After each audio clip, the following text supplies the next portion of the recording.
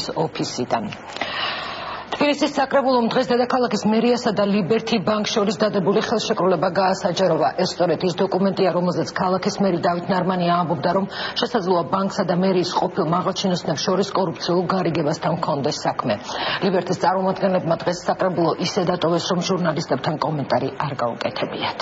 გარკვეული ასე ვთქვათ პასუხისმგებლობა უნდა გაეკისროს იმ პირებს, რომელმაც აი ესეთი გადაწყვეტილება მიიღეს დამოუკიდებლად. დავით ნარმანიას მიერ დაპირებული სადაო ხელშეკრულება გასაჯაროებულია. თბილისის მერიასა და ლიბერთი ბანკ შორის დადებული გარიგების დეტალები დღეს თბილისის საკრებულოს ქონების მართვისა და საფინანსო საბიუჯეტო კომისიის ხდომაზე განიხილეს. ჯაბა სამუშიას თქმით, ამ დოკუმენტების მიხედვით მერიის ყოფილი მაღალჩინოსნების მხრიდან უფლებამოსილების გადაჭარბების ფაქტები იკვეთება. სამწუხაროდ ცალმხრივად თბილისის მერიის მაღალჩინოსნებმა მიიღეს გადაწყვეტილება და 40 მილიონზე ზემოთ თანხაზე აი ამ საპროცენტო განაკვეთი დაიწია 4%-მდე, რაც პირველი იწვევდა თვითონ ან ავტომატურად ხელშეკრულების გაუქმებას.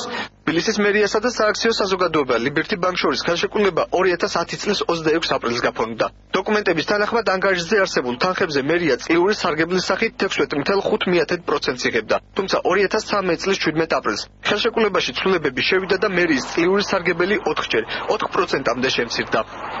საბანკო სისტემის დეპოზიტების მიმართებაში საბანკო სისტემის დამოკიდებულებიდან გამომდინარე ლიბერთი ბანკმა მოთხოვა თბილისის მერიას ხელშეკრულების შეწყვეტა, რადგან პროცენტი იყო ძალიან მაღალი საანგარიშგებო პერიოდისთვის და აქედან გამომდინარე ბანკი ითხოვდა ხელშეკრულების შეწყვეტას. მოლაპარაკებების შემდეგ გამოდებული იყო ოპტიმალური ვარიანტი და აქედან გამომდინარე გაგრძელდა ეს ხელშეკრულება. არის დავით ნარმანიას ისტორიული შოუ იმისათვის რომ გადაფაროს პირველად სეკვესტრირებული თბილისის ბიუჯეტი, მის მიერ შეუსრულებელი დაპირებები, თუმცა მას ეს ნამდვილად არ გამოუვა, მას ხვალ ნამდვილად მოუწევს პასუხი გაცეს პენსიონერებს, სოციალურად დაუცველებს, რატომ ამბობს უარ შეთავაზოთ მას უფასო მგზავრობა, რატომ არ ზრდის კომუნალურ ვაუჩერს, რატომ აღარ აშენებს ახალ მედიათეკებს, ახალ საბავშვო ბაღებს და ასე შემდეგ. შეცვლილი პირობებიდან გამომდინარე თბილისის ბიუჯეტმა 40 მილიონ ლარამდე იზარალა. სწორედ ამიტომ ქალაქის ახალი მთავრობა ეჭობს, რომ მერიის ყოფილი მაღალჩინოსნები ბანკთან კორუფციულ გარიგებაში შევიდნენ. საკრებულოს ხდომაზე მისულ ლიბერთი ბანკის წარმომადგენლებს თემაზე დღეს კომენტარი არ გაუკეთებიათ. თბილისის მერიის შიდა აუდიტისა და მონიტორინგის საქალაქო სამსახურის უფროსის განცხადებით კი პირობების შეცვლის დროს კონკურსი თავიდან უნდა გამოცხადებულიყო.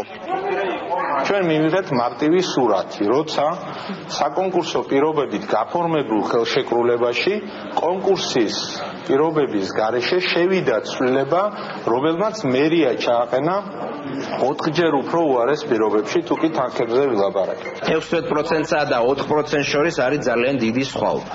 ლიბერთი ბანკსა და თბილისის მერიის ყოფილ მაღალჩინოსნებს შორის არსებულ შესაძლო კორუფციულ გარიგებაზე დავით ნარმანიამ განცხადება წინა კვირას გააკეთა. იზარალა თუ არა მერიამ ამ ცვლილებებით და რამდენი, ამას უკვე საგამოძიებო უწყებები დაადგენენ.